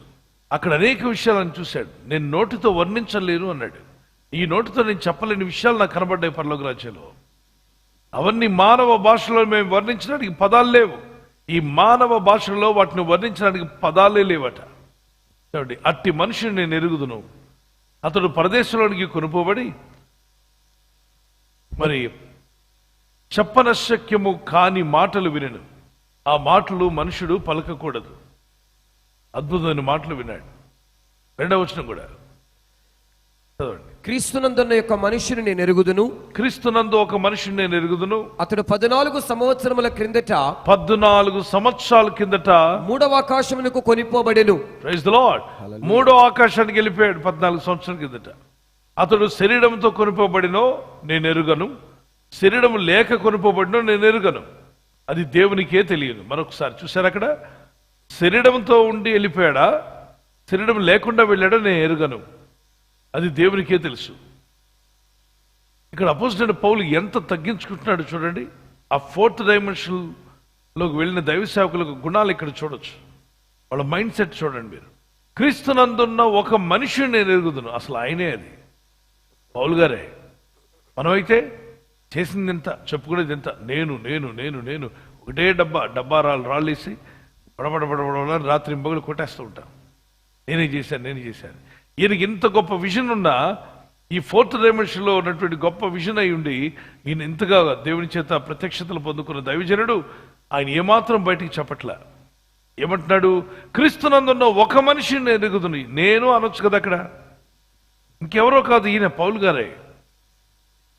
అతడు అని ఆ తన గురించి మరొక వ్యక్తిలాగా మాట్లాడతాడు. 14 సంవత్సరముల కిందట 3వ ఆకాశమునకు కొనుపోబడెను. ఈ భూమి మీద నుండి ఆకాశంలోకి వెళ్ళిపోయాడు ఆయన పైకి, 3వ ఆకాశం. అతడు శరీరంతో కొనుపోబడినో శరీరం లేక కొనుపోబడినో నేను ఎరుగను. అది దేవునికే తెలియదు. 3వ వచనం, అట్టి మనిషిని నేను ఎరుగుదును, అతడు పరదేశంలోనికి కొనుపోబడి పరదేశంలోనికి. విన్నారా? పరదేశం భూమి మీద ఉంది, భూమి మీద ఉంది, భూమి కింద ఉంది, భూమి కింద ఉంది అని వదలగొడుతున్నారు కొంతమంది ప్రసంగికులు. 12వ అధ్యాయం 3వ వచనం చదివితే యేసుప్రభు వారు ఆల్రెడీ భూమి కింద ఉన్న పరదేశిని ఆయన శిలలో రక్తం కార్చి ప్రాణం పెట్టి మరణించిన తర్వాత దాన్ని తీసుకెళ్ళిపోయాడు పైకి. చెరగా కొనిపోయాను అని ఉంది. ఎక్కడ పెట్టాడండి? ఎక్కడ పెట్టాడో, కానీ పరలోకం వెళ్తున్నటువంటి దారిలో ఎక్కడో పెట్టాడు దాన్ని. ఆయన ఎక్కడ పెట్టినా మంచి సేఫ్గా పెడతాడు. అంతరిక్షంలో పెట్టాడు ఆయన. అట్టి మనిషిని ఎరుగుదును, అతడు పరదేశంలోనికి కొనుపోబడి వచింపశక్యము కానీ మాటలు వినను. ఆ మాటలు మనుషుడు పలకకూడదు. 4వ వచనం, అతడు శరీరముతో కొనుపబడినో శరీరము లేక కొనుపబడినో నేను ఎరుగను. మళ్ళా సెకండ్ టైం రిపీట్ చేస్తున్నాడు. అతను శరీరంతో కొనుపబడినో శరీరం లేక కొనుపబడినో ఎరుగను, అది దేవునికి తెలియదు. 5వ వచనం, అట్టి వాని గురించి అతిశయింతును. అట్టి వ్యక్తి గురించి అతిశయిస్తున్నాను. నా విషయమైతేనో నా బలహీనత ఏందే గాక వేరు విధముగా అతిశయింపను. నేను నా విషయం అయితే మాత్రం బలహీనత ఎందే గాక మరి ఏ విధముగానే అతిశయింపను. నన్ను నేను తగ్గించుకుంటున్నాడు అక్కడ. ఆ అనుభవాన్ని బట్టి మాత్రం నేను సంతోషిస్తున్నాను. ఆ అనుభవం పొందుకోవడం దేవుడి దగ్గర, అది పొందుకోవడం, దాన్ని బట్టి నేను దేవుని గణపరుస్తున్నాను. కానీ నేను అతిశయించాలంటే నా బలహీనత ఏందంటాడు. తర్వాత, అతిశయపడుటకు ఇచ్చయించినను నేను సత్యమే పలుకుతును గనుక అవివేకిని కాకపోదును గాని నా యందు ఎవడైనను చూచిన దానికన్నను నా వలన వినిన దానికన్నను నన్ను ఎక్కువ ఘనముగా నాకు కలిగిన ప్రత్యక్షతలు బహు విశేషముగా ఉన్నందున నేను అత్యధికముగా హెచ్చిపోకుండా నిమిత్తము. అక్కడ చూసారా, అత్యధికంగా హెచ్చిపోకుండా నిమిత్తం. ఈ హెచ్చిపోతున్న హెచ్చు అంటారే, హెచ్చిపోకుండా నిమిత్తము నాకు శరీరంలో ఒక ముళ్ళు, నేను అత్యధికంగా హెచ్చిపోకుండా నిమిత్తము నన్ను నలగగొట్టుటకు సాతాను యొక్క దూతగా ఉంచబడింది. ఎందుకు దేవుడు ఒక ముళ్ళు పెట్టాడంట పౌలు గారికి? హెచ్చించుకుంటాడని. అంటే హెచ్చించుకుంటే పరలోకం వెళ్ళలేవు, కింద లోకానికే. ఇలా హెచ్చించుకునే ఒకడు పడిపోయాడు పైనుండి. ఆడి పేరేంటి? లూసిఫర్. సాతానుగా మారాడు. ఈ మధ్య ప్రతిదానికి హెచ్చించుకోవడమే. ప్రతి దానికి హెచ్చించుకునే వాళ్ళు మనకు కనిపిస్తున్నారు. పరిచర్యలో హెచ్చించుకునేవాళ్ళు, సేవలో హెచ్చించుకునేవాళ్ళు. చిన్న ఇల్లు కడితే నా ఇల్లు అండి, ఈ ఊర్లో వాళ్ళందరికంటే నేనే ఫస్ట్ స్లాబ్ వేసానండి. ఓహో, అసలు చర్చికి ముందు స్తంభం నేనేనండి. మా అల్లుడు ఫ్యాన్ అండి, మా కొడుకు గోడండి. ఎందుకు అలా మాట్లాడుతున్నారు? హెచ్చించుకోవడం వద్దు. దేవుని దయతో మనం పొందుకున్నాం, దేవుని దయ చొప్పున మనం ఇస్తున్నాం. మనల్ని మనం హెచ్చించుకోవడం అనేది థర్డ్ డైమెన్షన్లో ఉన్న వాళ్ళు ఎక్కువ ఇష్టపడతారు. అంటే ఇలా పొగడ్తలు ఎక్కువగా పొగడుకుంటున్న సేవకులు ఎవరన్నా కనబడ్డారంటే, వీళ్ళరా మా చర్చి చేసిన మినిస్ట్రీ ఎవరూ చేయలేదు, మా మినిస్ట్రీ మేము చేస్తున్న సేవ ఈ భూమి మీద ఏ సంఘము చేయలేదు అని చెప్తున్నావంటే హెచ్చించుకుంటున్నావు. వద్దు. అందరికీ దేవుడు సేవలు ఇచ్చాడు, పరిచయం ఇచ్చాడు. థర్డ్ డైమెన్షన్లో కూర్చున్న మాటలు ఇవన్నీ మేము ఎవరూ చేయలేనిది మేము చేస్తున్నాం. పిల్లరా, ఎవరు చేయలేనిది మేము చేస్తున్నాం. అందరికంటే గొప్పగా ఉన్నాం. అలాగనే మా ఇల్లు గొప్ప, నా చదువు గొప్ప, నా ఊరు గొప్ప, నా పేరు గొప్ప. పేరు గొప్ప, ఊరు దిబ్బని ఎవరో మనం పెద్దలు చెప్పడం విన్నాం. చాలా పెద్ద పెద్ద పేర్లు పెట్టుకుంటారు, ఇంటికి వెళ్ళి చూస్తే ఈగల వాసన అన్నాడు. సో ఈగల గోల్లాగా ఉండకూడదు. మన జీవితంలో చాలా విషయాలు మనం మారాలి. ఈ థర్డ్ డైమెన్షన్లో ఉన్న వాళ్ళందరూ కూడా డబ్బా కావాలి, వాళ్ళకి పొగడ్తలు కావాలి. అన్నమైన తినడం మానేస్తారు వాళ్ళని పొగుడుతుంటే, మురిసిపోతూ ఉంటారు. ఇటువంటి థర్డ్ డైమెన్షన్లో కూర్చున్న వాళ్ళందరూ మాట్లాడే మాటలు ఇవి. కానీ ఫోర్త్ డైమెన్షన్లో కూర్చున్నటువంటి దైవజనుడు, ఈ ఫోర్త్ డైమెన్షన్ యొక్క అనుభవాలు కలిగిన దైవజనుడు పౌలు గారిని 12వ అధ్యాయం చదవండి. హెచ్చిపోకుండా 2 సార్లు మాట్లాడతాడు. నేను హెచ్చిపోకుండా దేవుడు నా పక్కన ఒక ముళ్ళు పెట్టాడు. ముళ్ళు పెట్టి, నన్న నువ్వు హెచ్చించుకోవడానికి వీల్లేదు. ప్రత్యక్షతలు చాలా ఇచ్చాడు ఆయనకి. అందుకంటాడు, అసలు ఆ మాట వివరణలోనే మీకు అర్థమై ఉంటుంది కదా. నేను వెళ్ళాను పరదేశికని చెప్పట్లా. ఒక సహోదరుడు నేను ఎరుగుదును, క్రీస్తునందున్నాడు. అతను 3వ ఆకాశాన్ని కొనుక్కోబడ్డాడు. అతను శరీరంతో వెళ్ళాడు, శరీరం లేక వెళ్ళాడు నాకు తెలియదు, దేవునికి తెలుసు. అతనికి అనేక ప్రత్యక్షతలు దేవుడు ఇచ్చాడు. అతన్ని బట్టి నేను దేవుని స్తుతిస్తున్నాను. ఆహా, ఏమి తగ్గింపండి! ఏది ఈరోజు అటువంటి తగ్గింపు? మనల్ని మనం తగ్గించుకున్నప్పుడు దేవుడు సంతోషిస్తాడు. మనం హెచ్చించుకుంటే దేవునికి కోపం తెచ్చిన వాళ్ళు అవుతాం. దేవుని కృపను పొందుకున్న వారుగా ఫోర్త్ డైమెన్షన్లో ఉన్న వాళ్ళు ఎప్పుడు కూడా తగ్గించుకుంటారు. సాధు సుందర్ సింగ్ చూడండి, ఆయన ఆత్మీయ జీవితం. భగత్ సింగ్ గారు చూడండి, ఆయన ఆత్మీయ జీవితం. పిఎం సమీల్ గారిని చూడండి, పెద్దకోస్ సంఘాలు స్థాపించిన దైవజనులు. అలాగే పౌల్ గారని సిలోన్ పెద్దకోస్ సంబంధించిన సంస్థను ఏర్పాటు చేసిన దైవజనుడు చూడండి. పిఎల్ పరంజ్యోతి గారిని చూడండి. ఇలాగ దైవజనులు ఎంతోమంది ఎప్పుడు హెచ్చించుకోవడం మనకు కనబడలే. వాళ్ళు ఎప్పుడు కూడా దీనులుగా, యథార్థవంతులుగా, ప్రార్థనాపరులుగా, దేవుని వైపు ప్రజలను తిప్పేవారుగా కనబడ్డారు. ఈ మధ్య తెలిసిన తక్కువ, చెప్పుకునేది ఎక్కువగా భయంకరమైనటువంటి హెచ్చింపు. దేవునికి మహిమిస్తారో తెలియదు కానీ లాస్ట్లో అన్ని పలికిన తర్వాత మహిమంతా దేవునికి వెళ్ళను కాక అంతా నువ్వు మింగేసావు, ఇంకా దేవునికి ఎక్కడిస్తావు మహిమ? మొత్తం నువ్వే మింగేసావు. లాస్ట్లో దేవునికి మహిమ కలుగును కాక చిన్న మాట. నో, అది వాక్యానికి విరుద్ధమైంది. మనం ఎక్కడుంటే అక్కడ అంత నేనే అనేది పక్కన పెట్టాలి. కప్ప స్పిరిట్ అనేది ఒకటి ఉందంట, కప్పాత్మ. ఈ కప్పాత్మ ఉంటే నేనే అంటే. ఎందుకని కప్పతో పోల్చారంటే, కప్ప ఎప్పుడైనా నడిచేటప్పుడు చూసారా, కప్ప ఇలా నడవద్దు మనిషిలాగా, ఎగిరి గెంతుతుంది ఒకసారి, అంతా నాదే. ఎగిరినట్టే ఇలా రెండు కాళ్ళు ఒకసారి పడతాయి. అంతా నాదే అనేదిగా ఉండకూడదు. అంతా దేవునిది అనండి ఒకసారి చేయొద్దు. అంతా దేవునిది, అంతా నా దేవునిది, ఆయన కృప. రైట్? పరిశుద్ధాత్మ కలిగిన వారుగా మనం జీవించాలి. ఈ ప్రత్యక్షతలు ఎన్ని విధాలుగా మారిపోతాయంటే మనుషులో, దేవుని బిడ్డలారా, మీరు కూడా ఇటువంటి ప్రత్యక్షతలు దేవుడు ఇవ్వాలి నా ప్రార్థన. అయితే మనలో కొంతమంది, నేను పరలోకం వెళ్ళొచ్చాను, అక్కడ అబ్రహాం గారితో బ్రేక్ఫాస్ట్ చేసి వచ్చాను, అసలు ఏంజల్స్ సూపర్గా పెట్టే బ్రేక్ఫాస్ట్ అని చెప్తున్నాడు ఒక ఆయన.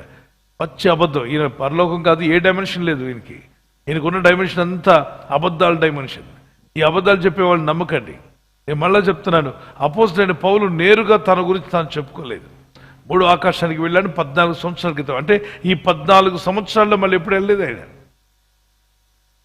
ఉదయం బ్రేక్ఫాస్ట్కి వెళ్ళి వస్తుంటారు కొందరు, పరదేశ్కి లంచ్కి వెళ్ళి వచ్చానంటాడు. ఒక ఆయన అబ్రహాం గారితో, సారా గారితో మాట్లాడి వచ్చానంటాడు. ఇప్పుడే మోషతో మాట్లాడి వస్తానంటాడు. ఇలాంటి వినేవాళ్ళు ఉంటే మరి చెప్పేవాళ్ళు చాలా మంది ఉన్నారు. కాబట్టి వింటున్నప్పుడు ఏం వింటున్నామో జాగ్రత్త. ఏడు opposite Paul 14 years back I had this experience అంటున్నాడు. అంటే 14 years బిట్వీన్లో ఇంకెక్కడ వెళ్ళలేదు. అంటే సేవ అనుభవాలు దేవుడికి ఇచ్చి అనేక ఆత్మలు రక్షించడంలో, సంఘాలు కట్టులో దేవుడు ఆయన నడిపించాడు. అంటే 14 సంవత్సరాల క్రితం ఆ అనుభవం కూడా ఇచ్చాడు దేవుడు. అంటే అప్పుడప్పుడు ఇటువంటి అనుభవాలు ఇస్తాడు. దేవుని యందు విశ్వాసంతో ప్రార్థన చేద్దాం. దేవుని వాక్యమందు సంఘము రాత్రంతా ప్రార్థించగా 4th dimensional థింగ్స్ ఏర్పడ్డాయి. 4th dimensional spirituality means becoming an instrument in God's hand. 4వ కొడుపు ఆధ్యాత్మిక స్థితిని చెప్పినప్పుడు దేవుని చేతిలో ఒక పనిముట్టుగా వాడబడే అనుభవం. Fourth dimensional spirituality, which means the mind of the Holy Spirit, understanding the mind of the Holy Spirit. నాలుగవ కోణపు ఆధ్యాత్మిక స్థితి అని చెప్పినప్పుడు పరిశుద్ధాత్మతో కూడిన మానసిక పరిస్థితి అయి ఉన్నది. And living in the realm of the supernatural.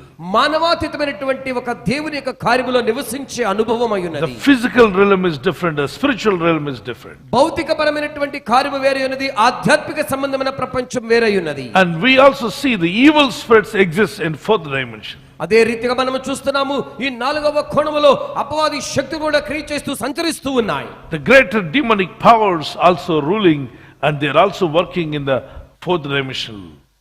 అత్యంత శక్తివంతముగా సాతాను తన శక్తితో ఏలుబడి చేస్తూ ఈ నాలుగవ కోణములో నివసిస్తూ ఉన్నాడు. They spread across the nations and they take everybody into their control. ఓ ప్రతి చోట కూడా వ్యాపిస్తూ అందరిని తన స్వాధీనంలో తీసుకురావడానికి ప్రయత్నం చేస్తూ ఉన్నాడు.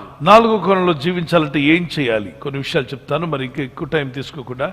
మరి సాధు సుందర్ సింగ్ గారికి ఎప్పుడైనా ఫోర్త్ డైమెన్షనల్ అనుభవం ఉందా అంటే ఎస్.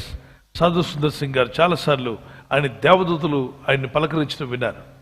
ఒక రోజున టిబెట్ దేశంలో అక్కడ ఉన్నట్టు వాళ్ళు యేసుప్రభు నమ్మిన సువార్త చెప్తున్న ఈయన్ని ఇష్టపడక నీరు లేని బావిలో మూత లాంటి తీసి, ఆ దేశంలో మనుషులు చంపడానికి నేరస్తులను చంపడానికి ఒక బావి ఉంటుంది.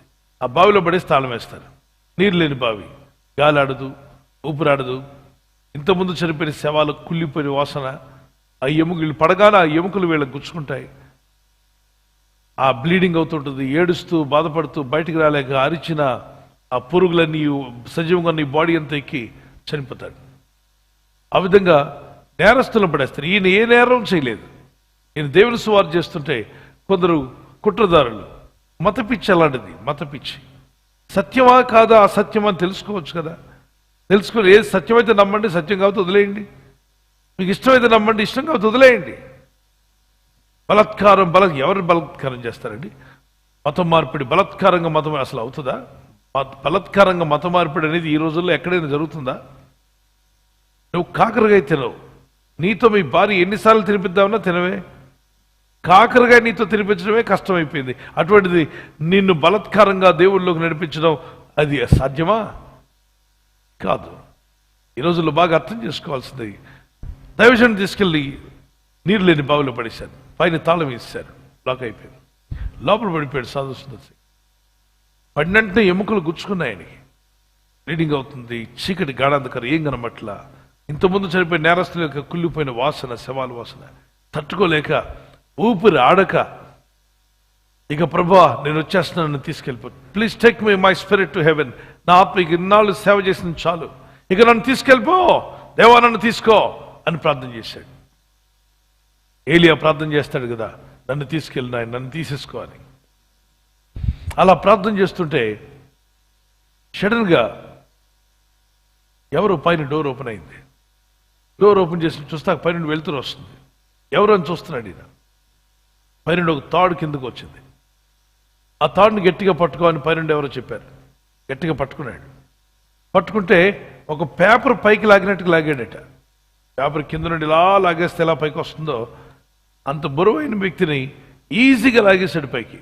ఈయన పైకి వెళ్తున్నాడు అనుకున్నాడు, ఏంటి ఇంత ఈజీగా పైకి లాగుతున్నాడు, ఈయన ఎవరో చాలా బలవంతుల్లా ఉన్నాడే, ఈయనతో మాట్లాడాలి నేను. ఎంత బలం, ఇంత బలం నీకు ఎక్కడి నుండి వచ్చింది? ఒక చిన్న బిందె నీళ్లు కాకుండా, బిందె నీళ్ళు కూడా అంత స్పీడ్గా లాగలేం మనం. అలా పట్టుకున్నాడు లేదో సర్రమని పైకి లాగేశాడు. ఆ వెనక్కి తిరిగి చూస్తుండగా ఆ డోర్ ఓపెన్ అయిన డోరు, అదే డోరు లాక్ వేసుకొని తాళం నడుచుకుంటూ వచ్చి తాళం తనకు తానే లాక్ అయిపోయిందట. ఇది చూసి ఆశ్చర్యపోయాడు. ఇదేంటి ఎవరు కనబడకుండా తాళం డోర్ తనకు తానే డోర్ వేసుకుంటుంది, తాళం అదే లాక్ అయిపోతుంది, ఎవరు లేరు ఇక్కడ అని చెప్పి ఇంతకీ నన్ను బయటికి లాగిన నేడి ఆయనకి థ్యాంక్స్ చెప్పాలని తిరిగితే ఆ మనిషి లేడు. అదృశ్యం అయిపోయాడు. ఈయన ఇది కళ నిజమా? ఒక నిమిషం అక్కడ ఆలోచన చేస్తే ఆత్మదేవుడు చెప్తున్నాడు, కుమారుడా నిన్ను విడిపించడానికి దేవదూతలు వచ్చాయి, దూత నిన్ను విడిపించింది, వెళ్ళు సువార్త చేయమని. రెండో రోజు వెళ్ళి సువార్త చేస్తుంటే ఆ ఊరు వాళ్ళు ఆశ్చర్యపోయి, నిన్న ఒకరిని తీసుకెళ్ళి ఇలాంటి వాడిని పడేసాం లోపల, మళ్ళీ సేమ్ గెడ్డాలు అదే ముఖం వచ్చి మళ్ళీ ఇక్కడ సువార్త చేస్తున్నాడు, ఈయన ఆయన ఒకటేనా అని బాగా పట్టి చూశారు. చూస్తే అలా అతనే. ఊరు ప్రెసిడెంట్ దగ్గరికి వెళ్ళి అడిగితే తాళాలు ఆయన ఇంట్లోనే ఉన్నాయి, ఎవరు డోర్ ఓపెన్ చేయలే. మరి ఎలా మనిషి బయటకు వచ్చాడు అర్థం కావట్లే. వాళ్ళు అక్కడికి వెళ్ళి అడుగుతారు, బాబు కైసే ఆయా, బయటికి ఎలా వచ్చావు నువ్వు? ఎవరు ఓపెన్ చేశారు తాళం అంటే, నా దేవుడు తన దూతను పంపి నన్ను విడిపించాడు. ఓ మై గాడ్, మీ దేవుడు అంత గొప్పవాడా అని ఆ ఊరు ప్రెసిడెంట్ ఎవరైతే తాళం వేశాడో అతను దేవుడిని నమ్ముకుంటాడు. దేవుని బిడ్డలను గమనించండి, కొన్నిసార్లు వ్యతిరేకతలు వస్తాయి, కొన్నిసార్లు ఇబ్బందులు వస్తాయి, కానీ దేవుని కొరకు జీవిస్తున్నప్పుడు 4th డైమెన్షన్లోకి దేవుడు మనల్ని తీసుకెళ్తాడు అని చెప్పి ప్రతిదానికి నేను 4th డైమెన్షన్లో ఉన్నాను పిల్లరా, నేను ఆకాశం వెళ్ళి వస్తున్నాను, పరలోకానికి మరి మధ్యాకాశానికి వెళ్ళి దేవునితో మాట్లాడొస్తానని అబద్ధాలు చెప్పే వాళ్ళని చాలా మంది నేను చూశాను. దయచేసి వాళ్ళ మాటలు నమ్మి మోసపోకండి. అపోజిట్ పౌలు ఎప్పుడో ఒక్కసారి అప్పుడప్పుడు దేవుడు వారికి ఇచ్చాడు. అయితే మనము అటువంటి విధానంగా జీవించవచ్చు. అసలు బైబిలే 4th డైమెన్షన్ నుండి వచ్చింది. నీరు ద్రాక్షరసంగా మారడం 4th డైమెన్షన్ లో, 3rd dimension dimension 4th dimension, 3వ కోణంలోనే, 4వ కోణంలోనే. 4వ కోణం. నీరులాగా ఉంటేది 3వ కోణంలో జరుగుతున్న కార్యాలు. నీరు ద్రాక్షరసంగా మారిందంటే అది 4th డైమెన్షన్ లో జరిగిన మిరకల్. ఒక వ్యక్తి సముద్రంలో నడుస్తున్నప్పుడు మునిగిపోతాడు, అది 3rd డైమెన్షన్ లో జరిగే కార్యాలు. నడుస్తున్నప్పుడు మునిగిపోవడం. కానీ నడుస్తున్నప్పుడు నీటి మీద నడిచి నీళ్ళలో మునిగిపోకుండా నడుస్తున్నాడంటే అది 4th డైమెన్షన్, 4వ కోణంలో జరిగింది. ఎవరు నడిచారో చెప్పండి? పేతురు. యేసు ప్రభు వారు మొట్టమొదటిగా నడిచారు కదా. ఆ యేసు ప్రభు మాట తీసుకున్నటువంటి పేతురు, ఆయన మాట మీద నడిచాడు పేతురు. రమ్ము అన్నప్పుడు రమ్ము అనే మాట మీద నడవగా పేతురు కూడా మునిగిపోకుండా కొంత దూరం నడిచాడు. ఆ 4th డైమెన్షన్. దేవుని ప్రజలను మనం ఆలోచన చేస్తే అద్భుతమైన విషయాలు మనం చూడగలం. అయితే ముగించే ముందు ఒక మాట మీకు జ్ఞాపం చేస్తున్నాను. ఒక విషయాన్ని అర్థం చేసుకోండి. దేవుడు తన ప్రజలు ఎంతగానో ప్రేమిస్తున్నాడు. 4వ కోణంలో జీవించాలంటే మొట్టమొదటిగా దేవునితో సహవాసం ఉండాలి. ఏలియా అగ్నిరథాలతో కొనిపోబడ్డాడు. నిన్న రోజు నేను చెప్పాను. అగ్నిరథాలు రావడం ఏంటి, ఒక మనిషిని తీసుకెళ్ళిపోవడం ఏంటి? 4th డైమెన్షన్లో జరిగిన మిరకల్ అది. 3rd డైమెన్షన్లో ఎక్కడ మేఘాల్లో నుండి రథాలు రావడం, రథాలు తీసుకెళ్ళడం ఏం జరగవు. పనులు కూడా అంటుంటారు కదా, ఉరిమినప్పుడు అదిగో పైన రథం వెళ్తుంది, దాని శీల ఊడిపోయింది, మేకు ఊడిపోయింది. ఆ మేకు ఊడినప్పుడంతా మరి పైన రథాలు వెళ్తున్నాయి. ఉరుములు వచ్చినప్పుడంతా మేకులు ఊడిపోతే రథాల మీద నల్లంతా కింద పడరు, జాయింట్లను ఊడిపోయి కింద పడాలి కదా. ప్రతిసారి ఉరిమినప్పుడంతా శీల ఊడింది, శీల ఊడింది అంటారు. ఊడినప్పుడంతా మరి వాళ్ళంతా ఎక్కడున్నారు? ఒక్క బారులు పడతారు కదా పైన కిందకి. దేవుని బిడ్డారా, అది వేరు, ఇది వేరు. అయితే దేవుని అగ్నిరథాలు ఉన్నాయా? ఉన్నాయి. అద్భుతమైన అగ్నిరథాలు. రాసుకున్నాడు. దేవునితో సహవాసం చేసిన వాడు దేవునితో నడుస్తున్నప్పుడు ఆ యొక్క వ్యక్తి పేరు మీ అందరికీ తెలుసు, హానోకు. దేవునితో నడిచాడు. ఆదికాండం 5వ అధ్యాయం 22 నుండి 24 వచ్చిన వరకు అతను దేవునితో 300 ఏళ్లు నడిచిన తర్వాత దేవుడు అతను కొనిపోయాను అని రాయబడింది. మోషే దేవునితో ముఖాముఖిగా మాట్లాడి నిర్గమాకాండం 33:11 వచ్చిన. అబ్రహాం దేవుని చూశాడు, 4th డైమెన్షన్లోనే చూశాడు, మాట్లాడాడు. సింధూర వనంలో కూర్చుని మధ్యాహ్నం వేళ కూర్చున్నాడు. మధ్యాహ్నం పడుకొని గొరగబెట్టి నిద్రపోవట్ల. అబ్రహాం ముసలివాడు, వృద్ధుడు, మధ్యాహ్నం కనిపెట్టి ప్రార్థన ధ్యానంలో ఉన్నాడు. దేవదూతలు కనబడగానే పరిగెత్తుకుంటూ వెళ్ళి సారా అని పిలిచాడు. ఏమండి అని చెప్పి అన్నది. యజమానుడా అంది. వెంటనే మన ఇంటి గెస్టులు వచ్చారు, త్వరగా పిండి పిసికి చక్కగా ఆరోగ్యకరమైన ఫుడ్, టేస్ట్గా ఉండాలి ఫుడ్, అర్థమైందా అన్నట్టే ఇలా చేసేస్తానంది. అంతే, వెళ్ళిపోయింది ముసలావిడ. 90 ఏళ్ళు పరిగెత్తుకుంటాం. పనికెత్తలు పిలిచింది, టేస్ట్గా కూర చేయాలి, అద్భుతంగా తయారు చేయాలి. మొత్తం అంతా తయారు చేశారు, సర్వీస్ పెట్టారు. మరి సర్వ్ చేశారు చక్కని ఫుడ్ దూతలకి. దూతలు భోంచేశాయి. దేవుని బిడ్డలారా, ఆ విషయాల గురించి ఎక్కువగా డీప్గా వెళ్ళదు. కానీ అబ్రహాంకు కూడా ఈ 4th డైమెన్షన్ విషయాల్లో దేవుడు అవకాశం ఇచ్చాడు. ఇసాకు, యాకోబు దేవదూతలు నిచ్చెన మీదకి ఎక్కడో దిగడం 4th డైమెన్షన్లో చూస్తున్నాడు. దర్శనాలు, విజన్స్ దేవుడు చూపిస్తూ ఉంటాడు. అనేక కార్యాలు. రాత్రంతా దేవునితో పోరాడాడు యాకోబు. నన్ను ఆశీర్వదిస్తే గాని నిన్ను పోనివ్వనని. మీరు ఎప్పుడైనా దేవునితో పోరాడారా? ఒక మనిషి దేవుని దూత, ఒక దూతలాగా, దేవుడే ఒక దూతలాగా రావడం, పోరాడుతున్నప్పుడు దేవుడు అతన్ని నీ పేరేంటని అడగడం, ఆ విషయాన్ని నేను పాపాలు ఒప్పుకోవడం, తుంటినాలని దేవుడు ఒక దెబ్బ కొట్టి విరగొట్టిన తర్వాత అప్పుడు దీవించి ఆస్వాదించి పంపించడం. ఇవన్నీ ఎలా జరిగాయంటే అర్థం చేసుకోండి, 4th డైమెన్షన్లో జరిగాయి. దేవుని ప్రజలారా, ఈ 4th డైమెన్షన్ యొక్క అనుభవాలు భక్తులందరూ కలిగి ఉన్నారు, పాత నిబంధనలో, క్రొత్త నిబంధనలో. శాంసన్ అద్భుతమైన విషయాలు చేశాడు. ఎంత బరువైన ఎత్తవతలు పడేసేవాడు. అసలు కుక్కను పట్టుకోవడమే మనకు చేత కాదు. 300 నక్కలు పట్టుకున్నాయంట. నక్కను ఎప్పుడు పట్టుకోగలరా మీరు? నక్క పగలు కనబడ్డమే కష్టం, రాత్రిపూట ఎప్పుడో కనిపిస్తుంది. దాన్ని పట్టుకోవడమా మీ వల్ల కాదు. అలాంటి 300 నక్కలు పట్టుకొని వాటి తోకలు దాని తోక దీని తోక కట్టి మధ్యలో దివిటి పెట్టాయంట. అప్పుడు దాకా నక్క ఏం చేస్తుంది? కరవకుండా. Dimensional power. శాంసన్కి దేవుడు ఆ అనుభవాన్ని ఇచ్చాడు. సముద్రం 2 పాయలుగా చీలిపోవడం, మోషే మాటి మాటికి దేవునితో మాట్లాడడం, మొరపెట్టినప్పుడు దేవుడానికి జవాబు ఇవ్వడం, ఏలియా ప్రార్థించగా దేవుడు ఆ పైనుండి అగ్నిని పంపించడం బలిపీఠం మీదకి, నీళ్లతో నిండిపోయిన కథకాలన్నీ కూడా మాడి మసైపోయి అక్కడంతా కూడా ఏమీ మిగలకుండా బలిపీఠం అంతా కూడా అగ్ని మీద పైనుండి వచ్చి అగ్ని పడింది. అర్పణ దేవుడు అంగీకరించాడు.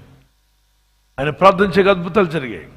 ఎలీషా విషయంలో, మరి పరిశుద్ధ గ్రంథంలో యెహోషువ విషయంలో ఆయన ప్రార్థించగా సూర్యుడు చంద్రుడు ఎప్పుడు ఆగిపోతారా?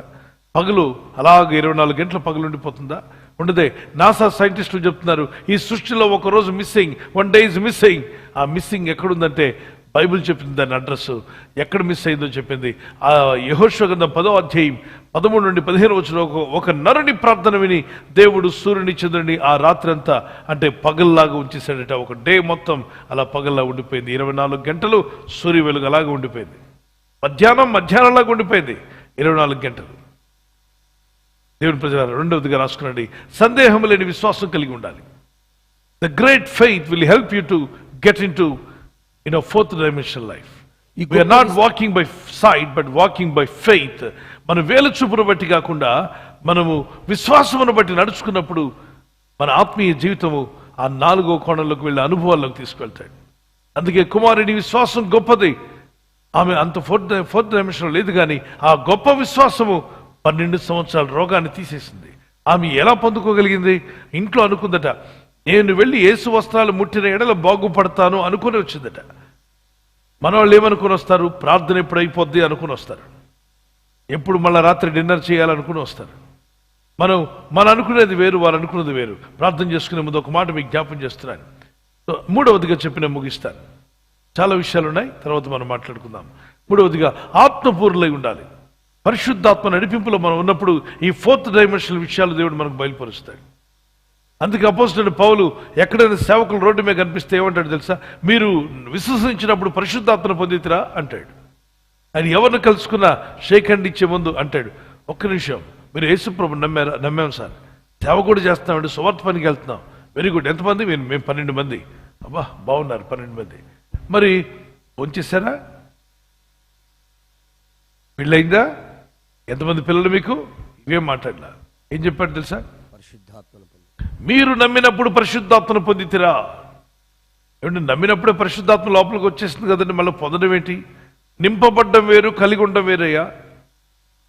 కప్పులో నీళ్లు కలిగి ఉండడం, నీళ్లు అడుగున ఉన్నాయి అనుకుందాం, నీళ్లు ఉన్నాయి కొంచెం, అంటే నీళ్లు ఉన్నంత మాత్రాన్ని ఇది నిండా ఉన్నట్టు కాదు కదా. ఇది నింపబడ్డ నిండా నీళ్లు ఉండాలి, నింపబడే అనుభవంలోకి వెళ్ళాలి అంటాడు అపోస్తలుడైన పౌలు.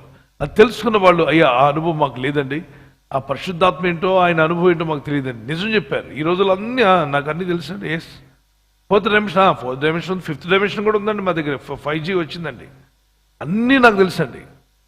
అందుకే ఏమీ లేకుండా అయోమయంలా తయారయ్యాం కొంతమంది. ఆ విధంగా ప్రతిదానికి అన్నీ నాకు తెలుసండి, అన్నీ నాకు ఐనో. దయచేసి ఇక నుండి ఆ విధంగా కాకుండా దేవుని ప్రజలుగా, దేవుని సేవకులుగా, దేవుని దృష్టిలో బలంగా వాడబడేటువంటి దేవుని ప్రజలందరం కూడా, సంఘాలు కూడా ప్రార్థన చేద్దాం. ఆ 4th డైమెన్షన్ అనుభవం మాకు దయచేయమని. భక్త్ సింగ్ గారు ఎక్కడికి వెళ్ళమని అంటే దేవుడు, ఆయన ట్రైన్ స్టేషన్కి వెళ్ళడానికి పైసలు లేవు. ఆయన టికెట్ కోసం అక్కడ నిలబడినాడు. ఆ టికెట్ కౌంటర్లో, ప్రభు అంటే ఎక్కడ నిలబడ్డా ప్రభు, డబ్బులు లేవు కదా, వెళ్ళు టికెట్ అడుగు, పలానా ఊరికి టికెట్ ఇవ్వమని చెప్పాను. నా దగ్గర డబ్బులు లేవు కదా, నువ్వు వెళ్ళి అడుగు. ఓ పలానా ఊరికి నాకు టికెట్ కావాలి, ఓకే టికెట్ తీస్తున్నాను, అమౌంట్ ఇవ్వండి అని. ప్రభువా అడగమన్నావు, అడిగానే వాడు టికెట్ రెడీ చేస్తాను, ఇప్పుడు ఇవ్వాలి అన్నట్టు ఈయన వెనకున్న ఆయన చెప్పాయంట, అతని టికెట్ నేను పే చేస్తానండి అని అంటే వెనకున్న ఆయన. వెనక్కి తిరిగి చూస్తే ఇతను ఎవరో ముఖమొహం తెలియని, ఎప్పుడు ఈయన పరిచయం లేదు. ఎస్, దేవుడు కొన్ని మార్లు మనతో ఆ విధంగా కనెక్ట్ అవుతాడు. ఆయన కార్యాలు చేయాలని కోరుతున్నాడు. ఎన్నో విషయాలు. దేవుని బిడ్డారా, ఈ 4th డైమెన్షన్ జీవించిన వాళ్ళే పాత నిబంధన భక్తులు, కొత్త నిబంధన భక్తులు, పూర్వకాలం ఆత్మీయంగా సంఘాలు స్థాపించిన దైవజనులు. ఇప్పుడు మనమంతా కూడా దూరదర్శనం వచ్చింది, పరలోక దర్శనంలో పోయి 4th డైమెన్షన్ పోయింది, 3Dలో కూర్చున్నాం మనమంతా. ఈ 3rd డైమెన్షన్ అనేది భూ సంబంధమైనది. ఇక భూ సంబంధమైన సైంటిస్టు ఏం కనిపెట్టాడు, ఏ వస్తువు ఎలా పనిచేస్తుంది, ఏ గాడ్జెట్స్ ఎలా ఉంటాయి, ఇక లోక సమాచారం. ఇక మనకి వాళ్ళకి తేడా ఏంటి? వాళ్ళు కూడా అదే అంటున్నారు, మీ యేసు ప్రభువుని మేము ఎందుకు నమ్మాలి, ఏం గొప్ప కార్యాలు చేస్తాడో చెప్పండి, మీరేం చేయగలరో చెప్పండి. ఇలాంటి ప్రశ్నలు అడుగుతుంటే, అలా కాదమ్మా, వాక్యాన్ని మాత్రం మీరు నమ్మితే చాలు. ఎన్ని చెప్పినా అనేకులు రాలేకపోతున్నారు ప్రభులోకి. ఖచ్చితంగా సంఘం లేవాలి, దైవజనులు లేవాలి. మనంతా కూడా 4th డైమెన్షన్లో బలంగా వాడబడే రోజు యేసు నామములో పరిశుద్ధాత్ముడు దయచేయును గాక. ఆమేన్. ప్రార్థిద్దాం. ఒక రోజున దేవుని రాకడ ఆ విధంగా కొనుపోబడే రోజు రాబోతుంది. ఆమేన్. హల్లెలూయా. యేసయ్య రాకడ రాబోతుంది, అది 4th డైమెన్షన్ ఉన్నాయి. యేసు రాకడ 4th డైమెన్షన్ లో జరుగుతుంది. ప్రజలు ఎత్తబడ్డం 4th డైమెన్షన్ లో జరుగుతుంది. ఆత్మలలో కొనుపోబడ్డం 4th డైమెన్షన్ లో జరగబోతుంది. ఆత్మలు పరలోక రాజ్యంలో చేర్చబడతాయి. దేవుని ప్రజల 3rd డైమెన్షన్ లో ఉన్న వాళ్ళు ఎవరికి అనుభవం ఉండదు. అందుకే యేసు రాకడలో ఎత్తబడ్డానికి సిద్ధపడండి. రాకడలో మనం కొనిపోబడతామని వాక్యం సెలవుస్తుంది. అనేక ఆత్మలు భూమి మీద నుండి లేచుకుంటూ ఆత్మలన్నీ ఆ పరమందున్న దేవునికి వెళ్ళబోతున్నాయి. మీరు ఆ రాకడలో ఎత్తబడాలని ఆశగా ఉంటే ఒకసారి చేతి దేవునికి గట్టిగా స్తోత్రం చెల్లిద్దామా? హల్లెలూయా. సో ఆ దేవుని కృపలో మనమంతా సిద్ధపడదాం. అనేకులు సమాధులు తెరవబడతాయి.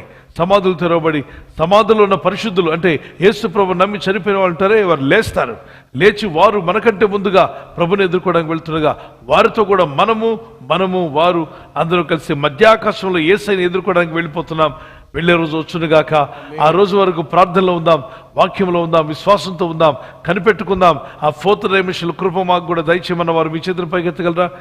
4th డైమెన్షన్ జీవించే, 4వ కోణంలో జీవించే కృప, ప్రార్థనాత్మ దేవుడు మనందరికీ దయచేయునుగాక. ఆమేన్. Shall we pray? Father, we thank you for the word. తండ్రి నీ వాక్యాన్ని బట్టి Help వందనాలు. us to live in a spiritual life, Master. ప్రభువా మేము ఆత్మిక జీవితం Help us to live in a spiritual realm, O God. ప్రభు ఆత్మీయ మండలంలో మేము జీవించాలి. We know living in a physical realm, it's an ordinary life. Everybody lives. ప్రభు భౌతికమైన సాధారణమైన మండలములో ప్రతి ఒక్కరు జీవిస్తున్నారు. Everyone on this earth, they lives in a 3rd dimensional world. ప్రతి ఒక్కరు కూడా 3వ కోణపు ప్రపంచంలో జీవిస్తూ ఉన్నారు. But now, as we are children of God, we must be filled with the Spirit of God and worship God in truth and spirit. And we must be led by the Spirit of God. Those who are led by the Spirit of God, they are called sons of God. దేవుని బిడ్డలమైన కారణమును బట్టి ప్రభువా మేము నీ యొక్క సన్నిధిలో నీ ఆత్మతో ఉంటున్నాము. ఎందరైతే ఆత్మతో నడిపబడుతున్నారో వారందరూ దేవుని బిడ్డలు, కుమారులు పడతారని వాక్యం సెలవిస్తున్నది. Lord, we want to see greater things in this 4th dimensional. We want to see wonderful things happening in our spiritual life. 4వ కోణంలో మా ఆధ్యాత్మిక జీవితంలో ప్రభువా మేము అద్భుతమైన మహత్కార్యములు చూడగోరుచున్నాము. The miracles we want to see, Lord my God. అద్భుత కార్యములు మేము చూడగోరుచున్నాము దేవా We మా too ప్రభువా. want to walk with God as Enoch walked with God, as Elijah walked with God, Elisha walked with God, Joshua, Moses, and Old Testament, New Testament, all these men of God, women of God, they walked with you. Teach us to walk with you, Father God. హానోకు, ఏలియా, మోషే, ఎలీషాలు, ప్రభువా పాత కొత్త నిబంధనలో ఉన్న పరిశుద్ధులు అనేక మంది నీతో నడిచినట్టు మాకు కూడా నీతో నడవడానికి నేర్పించండి ప్రభువా. Continue to bless us and strengthen us, Father God. ఎల్లప్పుడూ ఆశీర్వదించి బలపరచండి. Heal your people in the name of Jesus Christ. యేసు నామములో నీ ప్రజలను స్వస్థపరచండి. Wherever you have problem, just keep on hand over there. మీ శరీరంలో ఎక్కడ వేదన ఉన్నా అక్కడ మీ చేతిని Dear ఉంచండి. Lord, heal every sick person, those who are suffering with a viral fever or sickness or throat infection or lung infection, any damaged in organs in the body, let everything be healed in the name of Jesus Christ. ప్రియమైన దేవా నీ ప్రియ బిడ్డల శరీరంలో viral fever infections వల్ల గాని, throat infection వల్ల గాని, వివిధ రకాల వ్యాధి బాధల వల్ల ఎక్కడైనా శరీరంలో అవి విభాగాల్లో వేదన బాధ ఉంటే యేసుక్రీస్తు నామములో వారిని ఇప్పుడే స్వస్థపరచండి. Headache, stomachache, or all types of pains and back pain and all, every ache in the body disappear in the name of Jesus. శరీరంలో ప్రతి వేదన బాధ సమస్య నుండి బ్యాక్ అని యేసు నామములో ప్రతి నొప్పి మటుమాయమైపోవును గాక. Lord, have compassion on people those who suffer with the coronavirus or strain or any kind of disease and sickness, joint pains, asthma or cancer, TB, AIDS, and all kinds of evil diseases. Lord, deliver them, heal them, Master.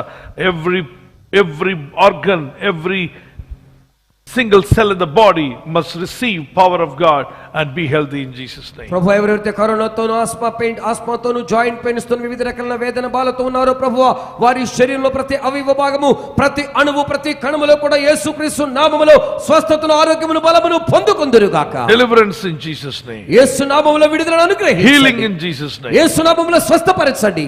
Thank you, dear Lord, for healing and blessing you. ప్రియమైన దేవా నీ బిడ్డలను ఆశీర్వదించి స్వస్థపరిచినందుకు వందనాలు. Those who are waiting for job, or waiting for anything there in their life, Lord, business or marriage or any good thing in their life, you are the Lord who supplies all our needs. ఉద్యోగ వివాహముల కొరకు వ్యాపారముల కొరకు ఎవరెవరైతే ప్రభువా ఏ కార్యముల కొరకు ఎదురు చూస్తున్నారో సమస్త విధమైన కార్యములో మంచి కార్యాలు మీరు మాకు దయచే దేవుడిగా ఉన్నందుకే వందనాలు. But these all happening in the third dimension. But Lord, when we start walking with you in a fourth dimension, in the spiritual realm, everything will be easy for us. As you promised that, seek ye first the kingdom of God, then everything shall be added unto you. Lord, teach every child of God to seek the kingdom of God, so that the blessings will automatically add in our lives. ప్రభు ఇవన్నీ కూడా మూడవ కోణములో జరిగినటువంటి కార్యములుగా ఉన్నవైతే మేము ఎప్పుడైతే నాలుగవ కోణములో నీతో నడవ ప్రారంభిస్తామో నీ లేఖనము సెలవిస్తున్నట్లుగా దేవుని రాజ్యమును నీతిని మొదట వెదుకుడి అప్పుడు ఇవన్నీ మీకు అనుగ్రహింపబడని చెప్పిన వాక్య ప్రకారముగా మా జీవితాల మా బిడ్డల జీవితాల వీటిని అనుగ్రహించండి. యేసుక్రీస్తు నామములో అడుగుచున్నాం మా పరలోకపు తండ్రి, ఆమేన్. ప్రభు కృప, ప్రభు యొక్క సహాయం మనందరికీ కూడును గాక. ఒక్కసారి చేయి అడగండి, ప్రభు ఆ ఫోర్త్ డైమెన్షన్ యొక్క ఆ నాలుగో కోణంలో జీవించడం మాకు నేర్పండి. ఆ నేర్పు నాయన మాకు నేర్పండి ప్రభు. ఆ విధంగా ఆలోచించడం మాకు నేర్పండి. ఆ ప్రార్థన జీవితం మాకు దయచేయమని అనేకులు ప్రార్థిస్తున్నారు. అయ్యా, ఇన్నాళ్ళు మేము థర్డ్ డైమెన్షన్ లో చూసాం. ఈ థర్డ్ డైమెన్షన్ వరల్డ్ ఎలా ఉందో చూసాం. దాని గురించి అవగాహన మాకుంది, దాని గురించి ఆలోచనలు మాకున్నాయి. కానీ ఆత్మలోకంలో జీవించడం, ఆత్మానుసరంగా జీవించడం, ఆత్మపూర్ణులుగా జీవించడం, ఆత్మను అనుసరించి జీవించడం, ఆత్మస్వరాన్ని వినడము, ఆయన చిత్తం నెరవేర్చడం అనేది కూడా నీ ప్రజలకు నేర్పి మీరు మహిమ పొందమని, భ్రమలో ఉండే జీవితం వద్దు కానీ నిజమైన ఆత్మీయ లోకంలో జీవించే కృపని మన యేసు నామములో అడుగుచున్నాం తండ్రి. ఆమేన్. ఆమేన్. God bless you.